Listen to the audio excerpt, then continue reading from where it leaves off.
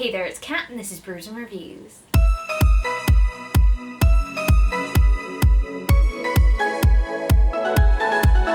In today's video I'm going to be doing the 20 questions book tag, and I was tagged by Victoria from What Victoria Read. I don't know who created the original, but if I can find it then I will leave it in the description below. It feels like it's been ages since I did a tag video, so let's get straight into this. Question number 1. How many books is too many books in a book series? I feel like it really depends on the book series in question and how invested I am in it.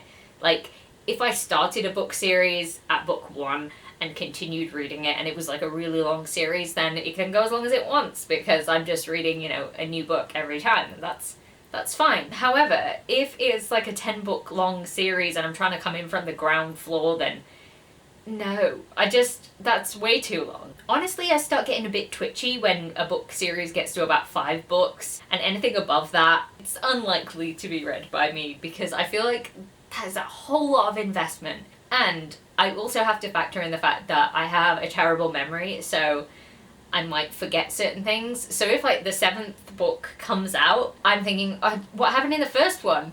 And then I think, oh, I need to reread it. But that's a huge commitment because you have to reread 6 other books just to read that 7th one again. And it's like, wow, that's a whole lot of time where I could be reading other things. But I am not the biggest fan of longer series, or just generally series that go above 4 books, I'd say. So nothing against them or people who enjoy them, because I do enjoy some longer series. I just feel like it's way harder for me to pick up a book in a series that is so dauntingly huge. Question number 2. How do you feel about cliffhangers? Now, Victoria said something really interesting in her video about this, in that she didn't mind them when they were in the same book, so like at the end of a chapter or something, because you don't really have to wait very long to get the resolution. You can just keep reading the next chapter and it's fine. And I totally agree with that, and I don't tend to think of cliffhangers that way because usually I just carry on, so they're not like that much of a cliffhanger because I never leave myself hanging. But at the end of a book, I just feel like they're really mean, and also fuck authors that do that. Like, really, could you stop? Because I hate them. It is one reason why I don't like to read books that don't have all of the books in the series out, because I just don't want to get caught by that horrible cliffhanger that is gonna force me to read the next one, but also leave me in a state of like anxiousness for the entire like year or 2 before it takes the next book to come out, and I'm not here for it. I'm an anxious bean in general. I don't need to be anxious about books. Like, please no. Please stop. So question number 3, hardcover or paperback? Obviously my answer for this is paperback. I talk about it enough. I've got tiny little child's hands and I can't hold hardbacks very much. Like, I'm trying to read them and they just keep falling out of my hands. I can't read them one-handed. I can't read them with 2 hands barely. I have to like put them on my lap and sort of hold them open. And then my thumbs hurt because they're tiny little thumbs. Anyway, sorry, I'm really passionate about hardbacks being really inappropriate for people with tiny hands. So, anyway, I would rather read a paperback because they're just nicer. I mean, they're less pretty, don't get me wrong. I know that they're less pretty, and I do like the look of hardbacks, and I will buy hardbacks of special edition books, and I will read those. I don't enjoy my collection being hardbacks. Also, it's really hard to take hardcover books on holiday with you because of like the weight allowance, so if you take paperbacks you could fit in like 3 extra books that you couldn't if you had hardbacks. Question number 4, favourite book. I mean, is this even a question? Because it's Legend by David Gemmell, obviously, as I say in every single video that I ever do. It's a fantastic siege book with a grumpy old man as the main character, and I love it, and I will always love it. Question number 5, least favourite book? I feel like there's a lot of books that I read that I dislike quite a lot, because I will try and read a lot of books, and sometimes I won't read the synopsises and stuff, and that kind of screws me over sometimes. So I just picked one that I gave like 1 star from last year, and it was called Accessing the Healing Power of the Vagus Nerve. Now, in hindsight, probably should have known that I wasn't going to enjoy this because it is a self-help book, and it turned out to be extremely ableist towards autistic people. I am autistic, and I really didn't enjoy it. It basically repeatedly implied that autistic people were deficient, and no sir. No thank you. Get in the bin. It was a terrible book. The science was not science. It was just really, really bad, and I just can't recommend it to anyone, so I just want to say that it was a terrible book.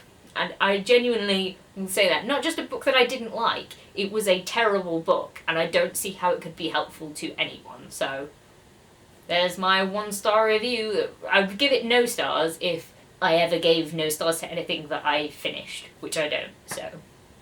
Question number 6. Love triangles, yes or no? The love triangle trope is not really for me, and that's mostly because, like, I get really involved in, like, one partner, and then the second one comes along and I'm like, oh, well, no. Or the other way around. There usually ends up being one that I'm more drawn to with the main character a little bit more, but I think the real problem here is what I'm actually looking for when I get a love triangle plot, and that's that all of those characters fall in love with each other and they become a throuple and they become a poly relationship. I don't know where I could have maybe gotten that idea from, but I would really love to see that in more books because it would be great. Let's replace love triangle with like unrequited love, or like I can't make up my mind between these two people, and be like, I can make up my mind because I can have them both and they can have each other and we can all be happy together, and that would be great. Can we just have more of that, please? Question number 7. The most recent book you couldn't finish. Now, I feel kind of bad about this book being the one that I'm going to discuss here because I actually don't think it deserves it because I've read some shit since I picked this one up and subsequently put it down. So I DNF'd this book, The Beast of the Barrens, because the plot that he had implied, halfway through the book it was revealed that that was not the case and that the main guy character was not as he appeared. And it was just such a letdown, and I was like, well, why do I care about any of this? If you've got no personality whatsoever, I just don't care. So I just gave up because of that, and I was bored. And I feel like that's so mean for that to be the book that I'm talking about here, but I just haven't DNF'd. I've like persevered with like terrible books that I've given 1 star since then, and probably should have DNF'd. I'm talking about The Goal by L. Kennedy. That one should definitely have been DNF'd and left in the past, but I didn't, so it gets an honourable mention here. Question number 8, a book you're currently reading. I'm currently reading like 5 different books because of the sort of plan that I've set out for myself this month, but I did just start The Vampire Academy by Rochelle Mead, and I'm like 60 pages in. I'm actually really enjoying it. It's really easy to read, and I don't know, I just like it so far. I'm sure you all know about The Vampire Academy. I feel like I'm the last person on earth to be actually picking this book up because I definitely missed the craze. Back when I was completely focused on Twilight, I was like, there is no other vampire option out there. Yeah, I started that today and I'm really enjoying it so far, so hopefully that will continue. Question number 9, last book you recommended to someone. So for this one, it is either A Court of Thorns and Roses, which I recommended to my friend, who I am now buddy reading this with, because who's surprised that I'm reading it again? No one. Anyway, the other one that it could be is The Luminous Dead by Caitlin Starling. This is a sci-fi caving horror, and I'm reading it with Kayla from Crack Into a Good Book, and I'm really enjoying it so far. I have like this last little section to read today and then I'll finish it. But I'm enjoying the tension. I like caving because I just find caving and cave diving particularly absolutely terrifying, and I feel like that's enough danger without added danger of mysterious sci-fi horror-y things that are also happening. And I recommended it to my friend because I was like, the caving is scary, and he also agreed, so you'll probably read this. Question number 10, the oldest book you've read by publication date. Now I don't actually know, and I'm too lazy to go and look on my Goodreads, but I have a very strong suspicion that it is The Pardoner's Tale by Geoffrey Chaucer, because I had to read that for my A-level, and yeah, that's probably the oldest book that I've read. I don't really remember very much about it, and I never read any of the other Canterbury Tales, but you know, it was an interesting thing to read with all of the old Englishness of it. It's been a long time since I did my A-levels. A long time. Question number 11, the newest book you've read by publication date. Again, I did not look up. I just stroked that against my boob and dropped it, but you know what? Honestly, I don't know. I don't really stick around for new releases. I don't pay attention to when things are being released. Question number 12, favourite author. Now I feel like, is it cheating to say David Gemmell again? Because that's the truth. Question number 13, buying books or borrowing books. Now, I feel like I like the idea of borrowing books, but I don't have the accessibility to sort of borrow books very much, because I went to my local library about 2 months ago to just sort of go in because I'd not been there for ages, and I thought, oh, I'll get myself a library card and then I can start getting stuff out. My library in my local town is actually awful. It has about 12 shelves, and the kids section, but like small children, like aged up to 10 kids section. There's a fiction section, a crime thriller section, and a large print section, and that's it.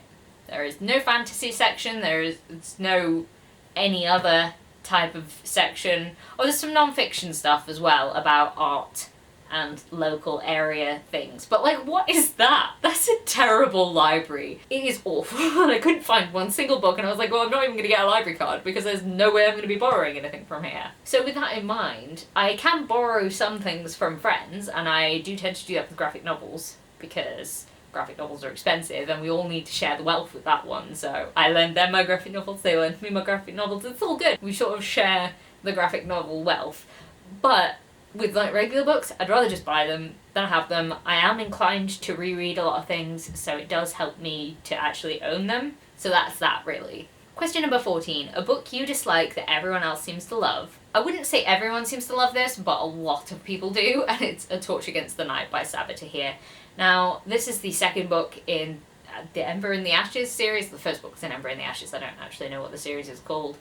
And I just feel like this book had pretty much nothing happen, and all the characters that I like, just, I didn't like them anymore. They went and did silly things. The main character of this book is my least favourite character from the previous book. I just feel like she hasn't got any personality at all.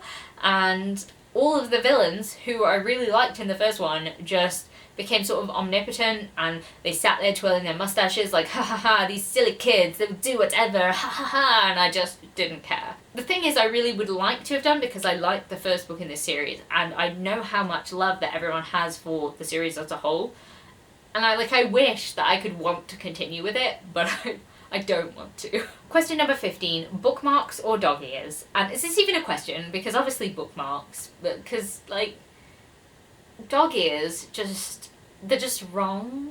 They're wrong. Alright, I think they're wrong because when you fold over a piece of paper, it will never lay flat again, and then you've just got memories of pages turned that just disrupt your book. So if you put your book on the side, then it just like flaps open, and then if you ever try and read it again, how will you know whether it's that page or another page? It stresses me out thinking about dog ears. Really stresses me out, so we're not going to think about it some more. I have about 25 bookmarks that I use just all the time, and usually what I do when I buddy read is I have 2 bookmarks. I have a bookmark on the page where I need to stop and a bookmark on my currently reading page, and I just alternate, and that's great for me. Let's not ever talk about dog ears again, okay? Question number 16. A book you can always reread. Also this one. And funnily enough, even though I actually haven't reread it once yet, Akmath, because it just has that feel for me, and I just feel like I always want to reread it, so it's going on this list because I know that it belongs here, so. Question 17. Can you read while hearing music? Yeah, but also no.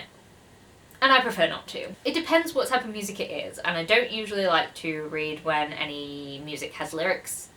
Like, that just sort of takes me out of it. I can't process the talking and the other talking. Although weirdly I can do it when television is on, but I'm mostly not paying attention to the television at that point in time. I prefer to either have like silence with no noise while I'm reading, or ASMR ambience sort of musical rooms. So like some of them have music, like there's a Howl's Moving Castle one that has like tinkly sounds and it's very majestical, and then there's also like the Howl's Moving Castle theme. There's a Hobbits of the Shire one that I really like listening to. It's just a calming time. I enjoy being calm when I'm reading, and I feel like music elicits more emotions from me, and I kind of want my emotions to be focused on what I'm reading rather than like external stimulus, if that makes any sense. I don't know, it's just a bit of nonsense, but I prefer no music as opposed to music while I'm reading. Question number 18. One point of view or multiple point of views? I really feel like this is kind of story dependent, because I enjoy books that are one point of view. I feel like I enjoy that more, and I can't really explain why. I just like being inside that person's head. But also I enjoy multiple PV, and I enjoy them more when they're all in separate areas and then they come together at the end. I love that. I don't enjoy when you have multiple POVs and you're really interested in somebody's story and then you go to somebody else's story and it's dead boring. Like, that frustrates me so much because it makes it so hard to get through. Also, I don't enjoy when you have multiple POVs and you spend ages with one character and then you like have one chapter with another character and then you don't check in with them for like hundreds of pages afterwards, and you're like, why am I even seeing this person's point of view if I'm not seeing this person's point of view?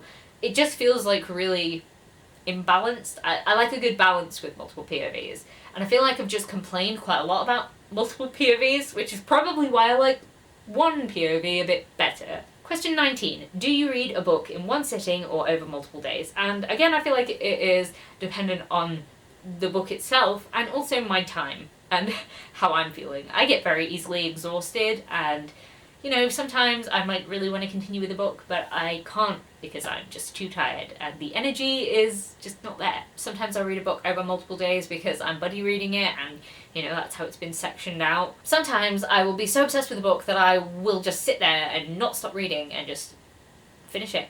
I usually do that on holiday. I will get through like a book a day when I'm on holiday, and like I really love doing that. It is really fun. But I think it depends on the story itself and how I'm feeling and what I'm doing in the day, because if I've got to do like a bunch of other things like go shopping, wash my hair, don't laugh, it takes like 3 hours to wash my hair. Anyway, if I'm doing a bunch of other things, then I know I'm not going to have the energy to also just sit there and read through a whole book. So I know that I'm not going to be able to do it that time. So sometimes I do and sometimes I don't. And question 20, who do you tag? I don't know. I'm not prepared enough. You'd think I sat down here with a plan, but I didn't. So if you're watching this video and you made it to the end of the video, then I tag you, wonderful people of the world who are still watching this. And if you are still watching this video, leave me a tick emoji, like a check mark. Just let me know you're still here, I'd appreciate that. But yeah, that's the end of the tag, and if you enjoyed this video, please leave a like, comment, subscribe, and I'll see you in the next one. Bye!